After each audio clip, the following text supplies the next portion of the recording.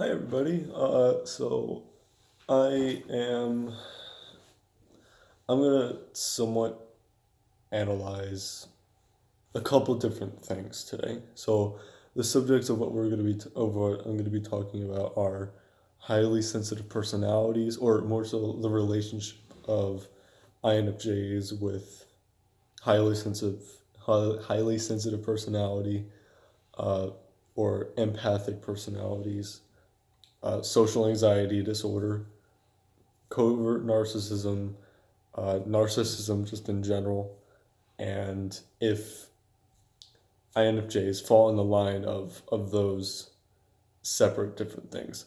And we're also going to be talking about borderline personality disorder.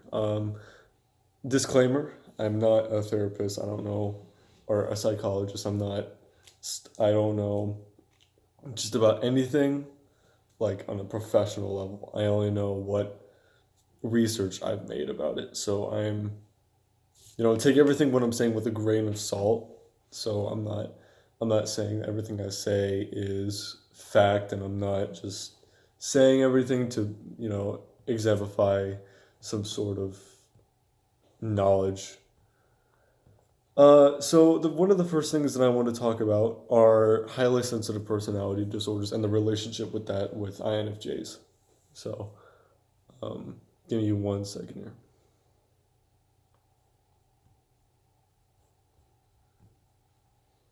Okay, so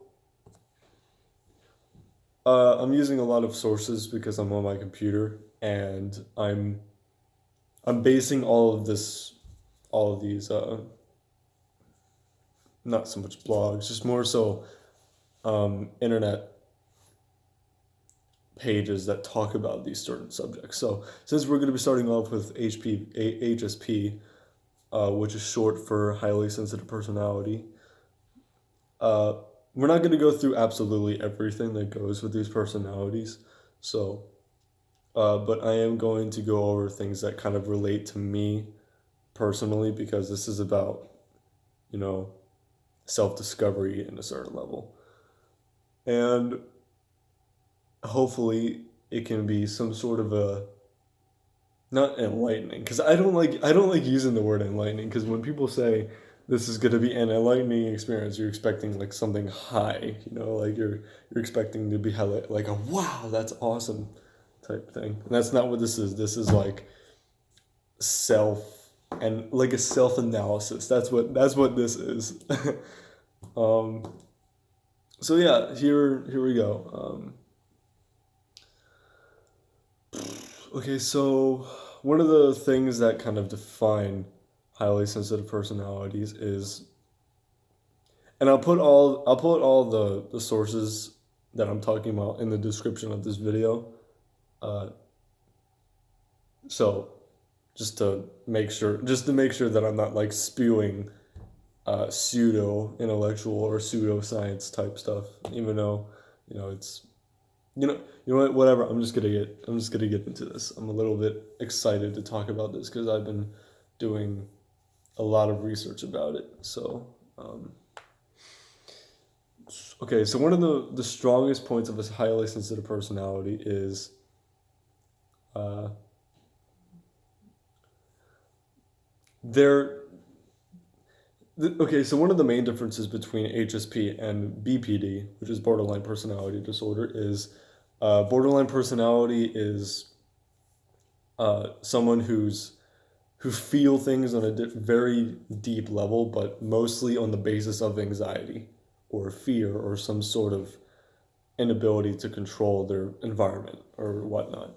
Uh, Highly sensitive personalities are generally just people that feel emotions and experience those emotions on a more intense depth. So, uh, so if not, I'm not going to try and give an example because again, I'm not very knowledged about this type of thing. But one of the main things that kind of define an HSP is one of those.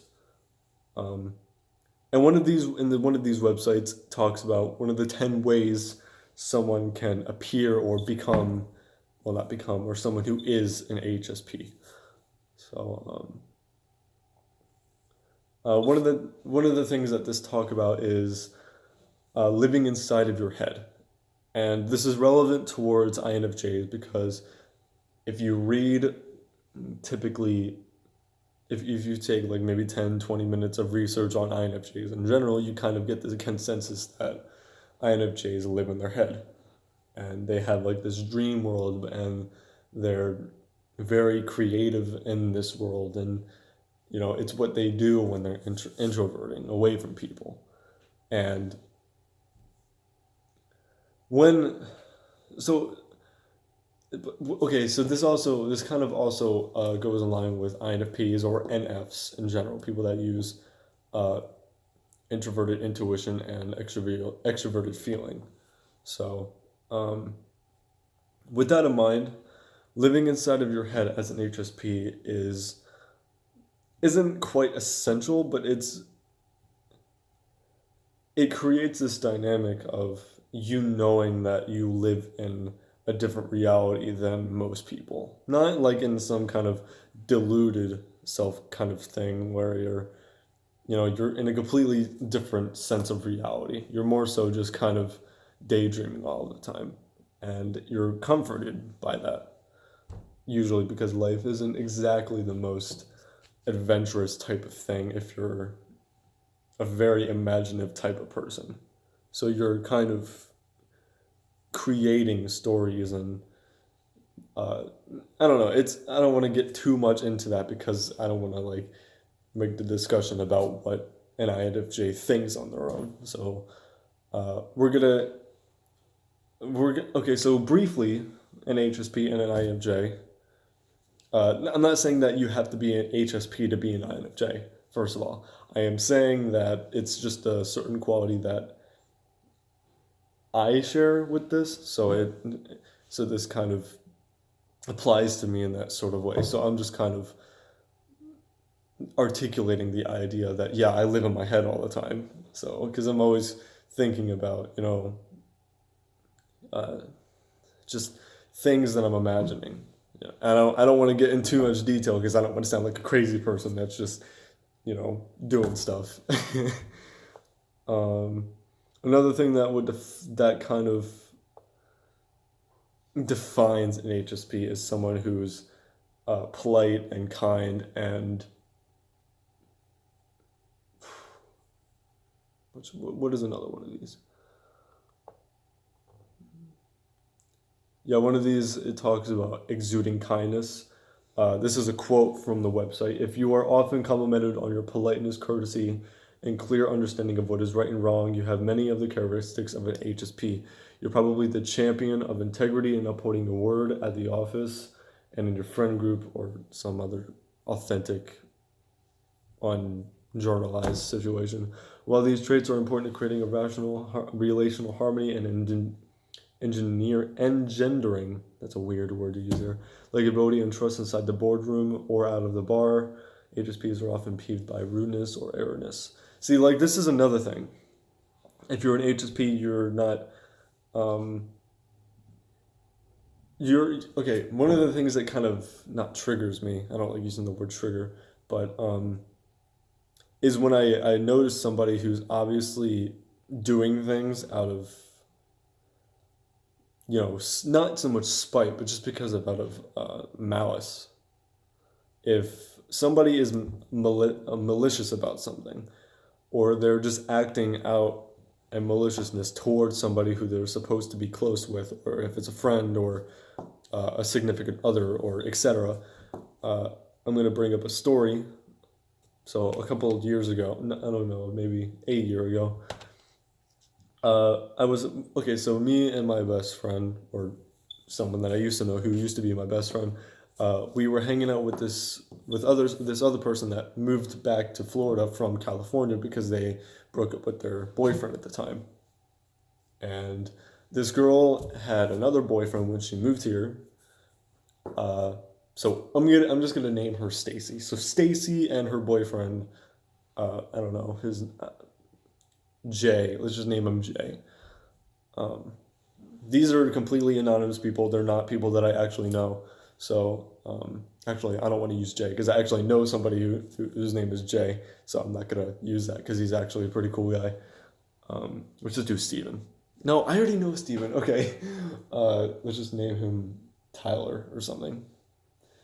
So Tyler and Stacy are, I don't know, have you ever, if you're an HSP or somebody who just kind of understands people really well and you notice a lot of a lot of negativity in an interaction. Like it's not an argument, but there's a lot of control and balance in it, you know. You'll experience it and you'll see these people talking to each other, but it's not talking like you're trying to one up one another in a certain, I don't know. It's a weird, it's a, I know I'm not doing a really good job at describing this, but I'm saying, okay, so the argument that they're having is, I don't completely remember, but he was a very controlling guy, and from what I understood, he was very angry a lot of the time, and he was very grandiose in the way that he carried himself. So he would he he was grandiose about the idea of fighting and how well he knew how to fight people because that same night he and another friend of mine, they went to a gas station, and pretty much a majority of the night he was just bragging about this situation of him taking out this one guy. He was rude to everybody else at the gas station because he was drunk, and he was just bragging about it the whole time. And I was like, I know that, okay, I get it if somebody's being complete, pompous douche in front of everybody else, and it's not socially acceptable to act that way. But it's another thing altogether to take that act of justice,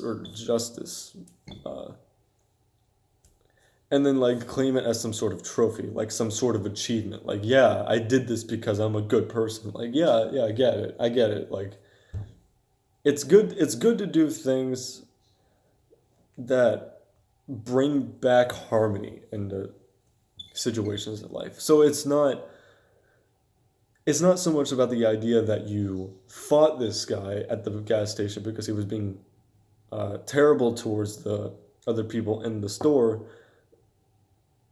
And like, I don't know,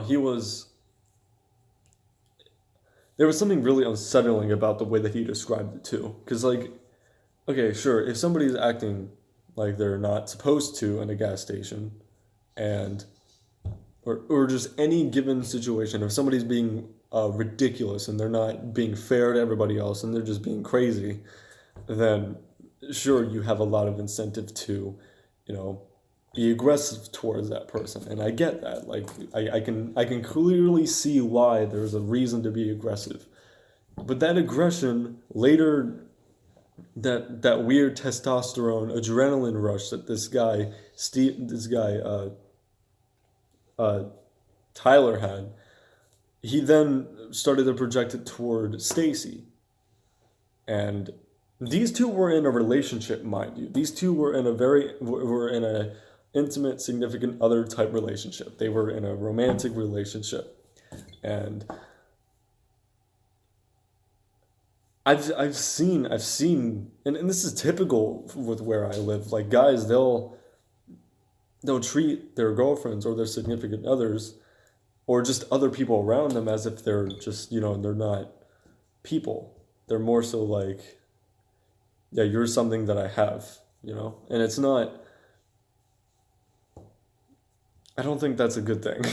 Like, I mean, obviously treating people like they're objects is not a good thing at all, but like, I mean, I understand like the whole idealization of having someone, But down here, people are very possessive of one another and they're very controlling. And it creates this cycle of interaction between people where the control of that person is a main point. So, and here's one thing.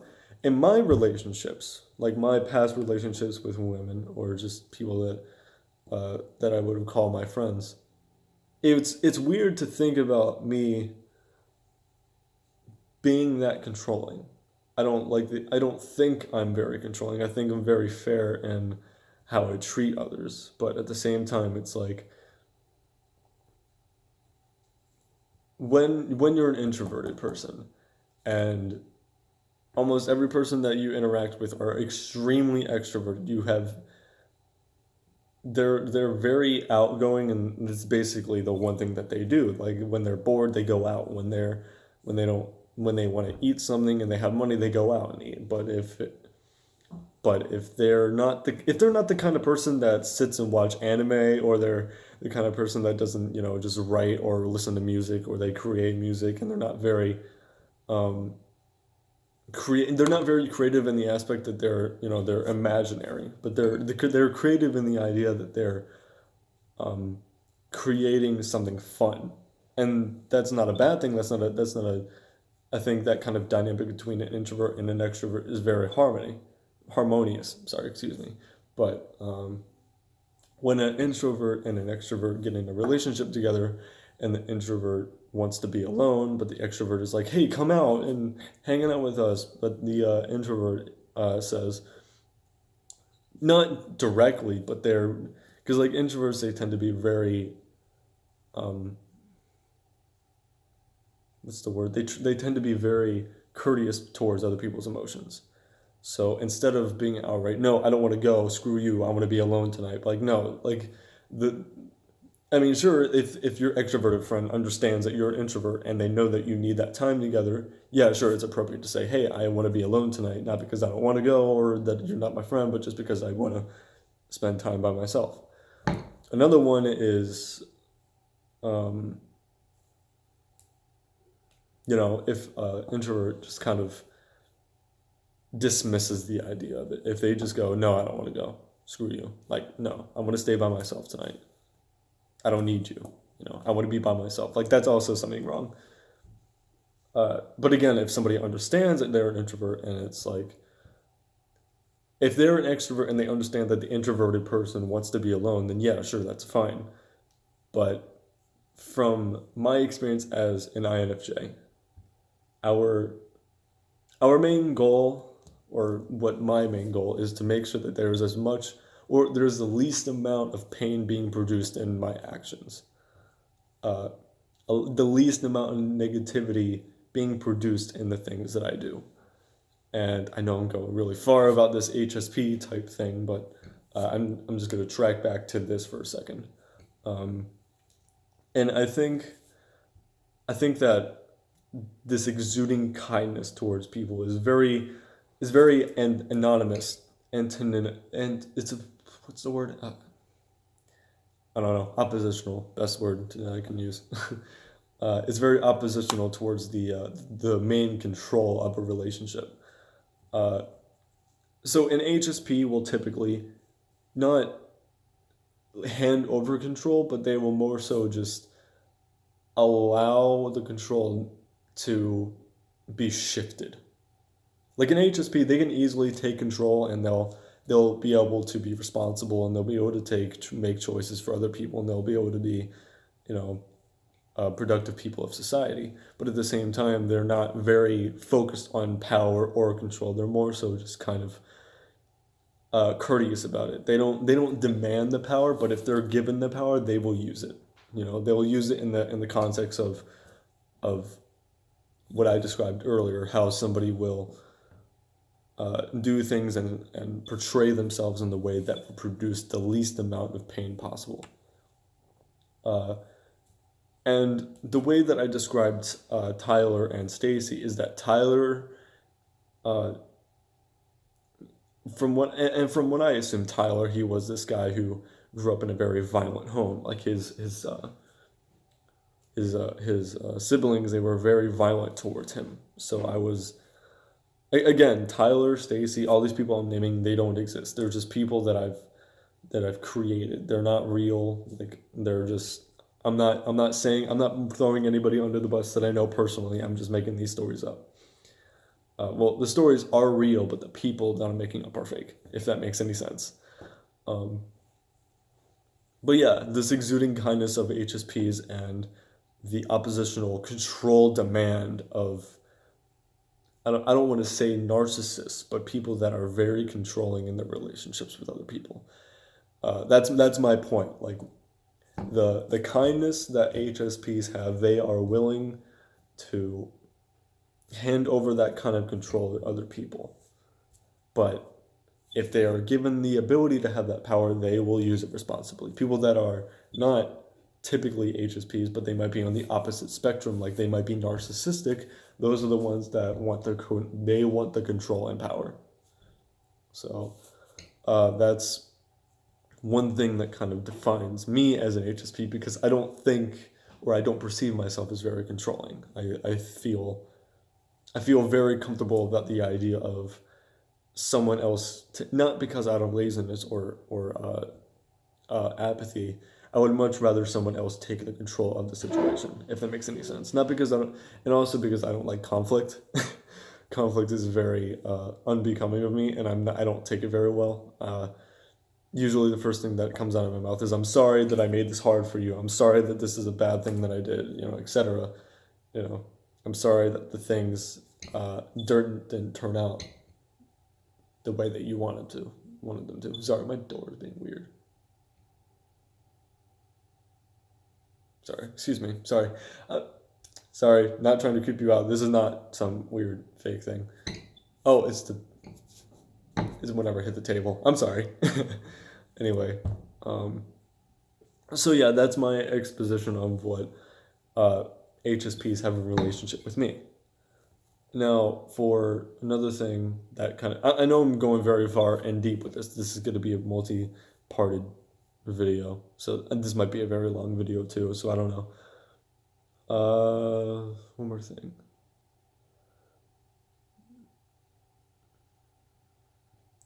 Okay, so receiving feedback is your worst nightmare. Because they are sensitive to subtleties and nuances, HSPs react more strongly to criticism than non-HSPs. Therefore, they may go out of their way to avoid being criticized, such as by working extra hard and sacrificing to their own detriment in order to please others. So here's my thing.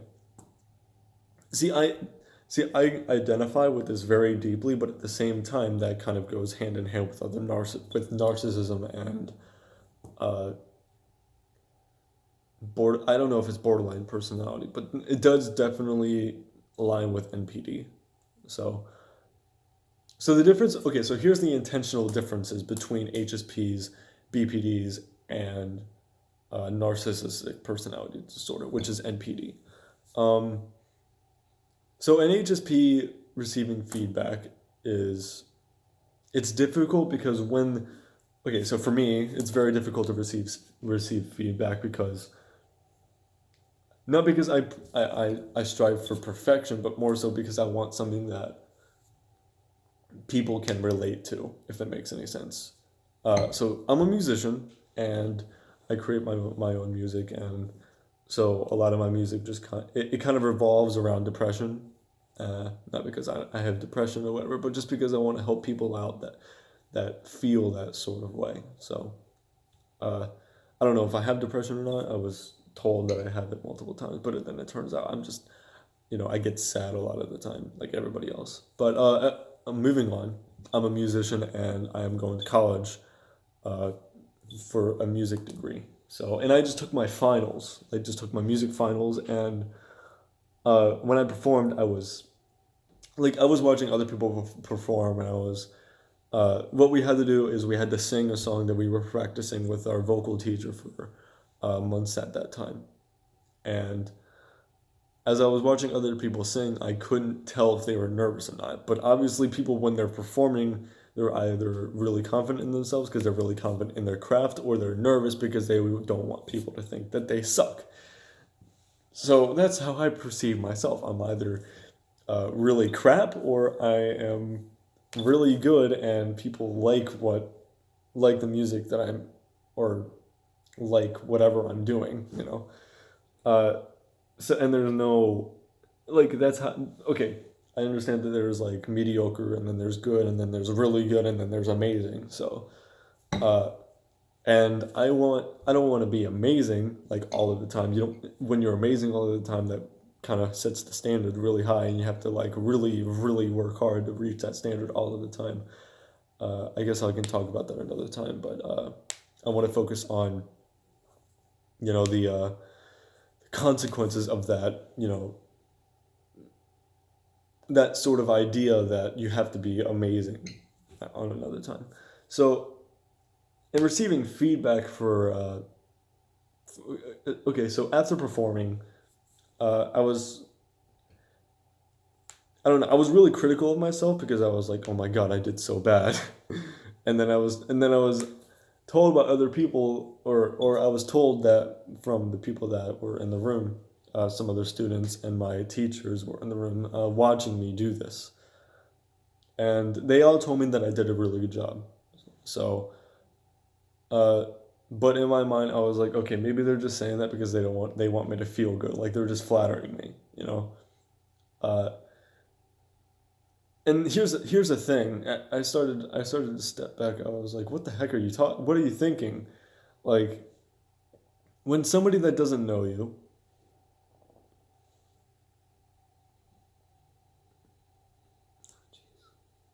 Okay, so I'm getting a phone call for somebody, so I'm gonna end this video here and I'm gonna start the next one.